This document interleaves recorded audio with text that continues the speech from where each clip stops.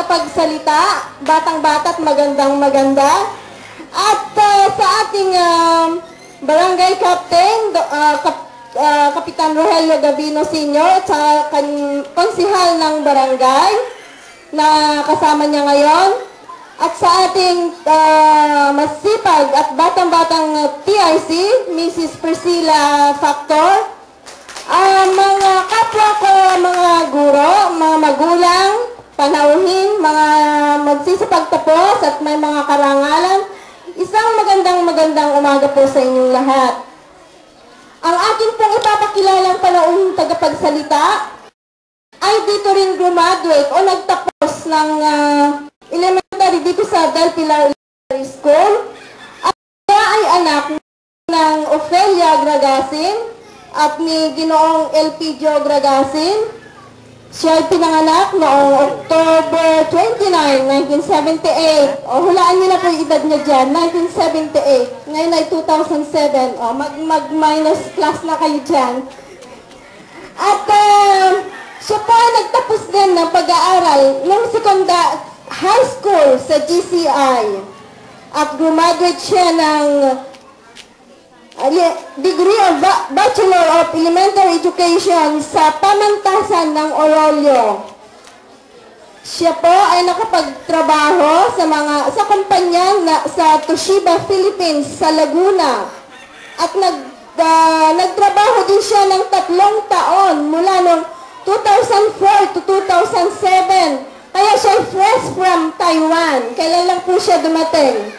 Ang ating pong panauhing tagapagsalita ay walang iba kundi si Miss Jingle Gasmenia Gragasin.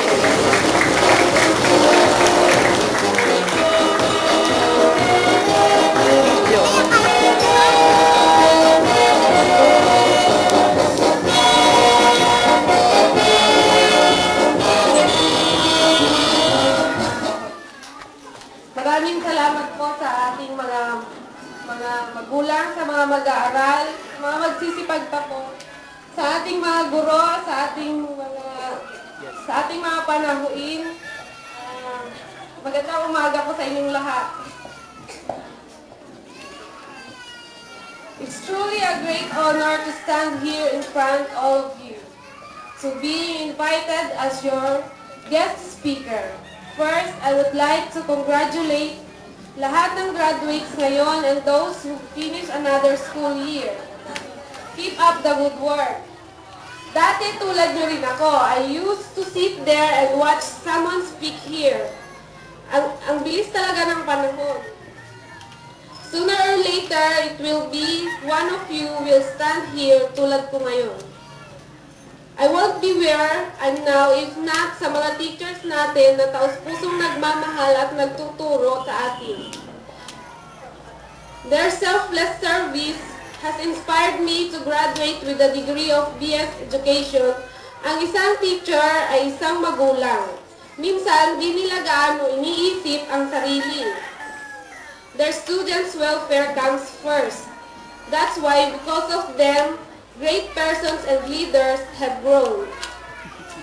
They are truly God's guardian angel. Sa aking amang at nanay na nagsumikap at nagpatuloy na nagsusumikap para sa aming magkakapatid. At sa kanilang mga apo, maraming salamat po. Mga graduates, may idea na ba kayo kung anong gusto ninyong maging paglaki nyo? Maging engineer, teacher, doktor, o mag-abroad.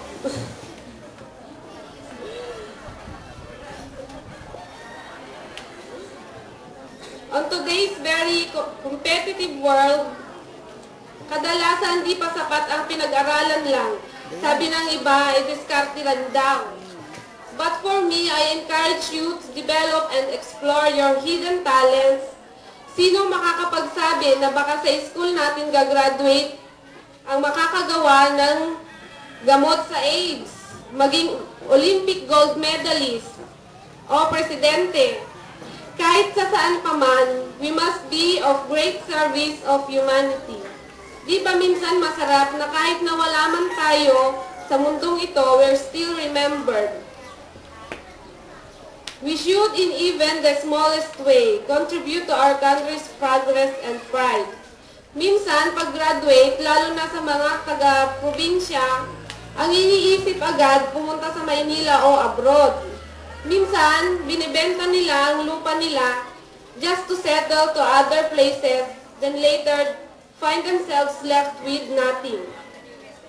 Maniniwala ba kayo na kaming 8 magkakapatid ay pinagsisikapan mapag-aral sa pagsasaka lang? Yes, dati nag-abroad rin siya, pero ngayon, pinagsisikapan niya ang bukid para sa amin.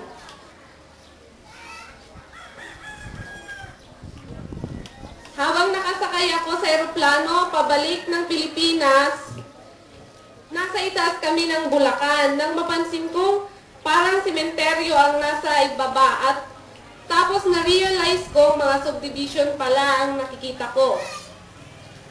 Ang dating may-ari ng lupa ay bumili na lang ng kapirasong bahay sa subdivision na iyon. Ang lupang iyon ay dating lupa ng mga magulang niya. Ang Bulacan dati ay tulad ng Nueva Ecija. Hayaan ba natin mawala ang palay o lupa at mapalitan ng subdivision? Noon, oo. Ang halimbawa ng kwento ko ay hindi pagsasabing magsaka na lang tayo. Pero ito ay halimbawa ng pangarap natin. Tapos pag nakita natin, lumipas na pala ang kailangan sa buhay ang kailangan natin sa buhay ay focus. Sa gusto mo talagang gawin, iwasan ang di magandang bagay o gawain at lumago sa bagay na tunay, makatulong sa iyong pag-unlad. Mag-aral kayong mabuti dahil ang pinag-aralan ay isang kayamanan di maaagaw ni numan. At ang pinaka-importanting pamana ng ating magulang, bilang pagsalamat sa kanila ay pagbutihin natin ang ating mga sarili. Ang magulang natin ay nagtitiis sa bukid o magtrabaho sa malayong lugar para lang mag-aral tayo. Bilang pasasalamat, dapat huwag nating sayangin ang pamanang ito.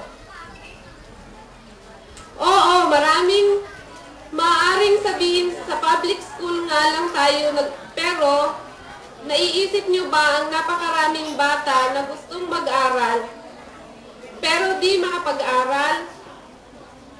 Maswerte tayo at ngayon narito tayo sa harap ng pagtatapos, di tulad ng iba na nangangarap na lamang na sana ay makapag-aral sila. Another year and another adventure in your school life. Basta lagi ninyong tatandaan ang pagdarasal at pagpapasalamat sa Panginoon. Pasasalamat sa ating mga magulang at teachers. Nakaka-excite bang tumayo dito?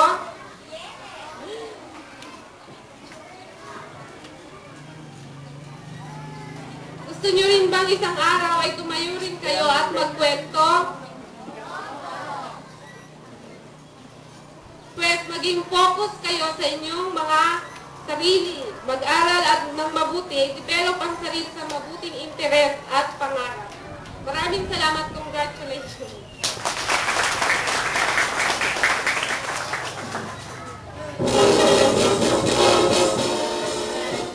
Salamat, Chinggel, sa napakaganda mong mensahe. Nawa ay maging inspirasyon ka ng ating mga batang magsisipagtapos ngayong araw na ito.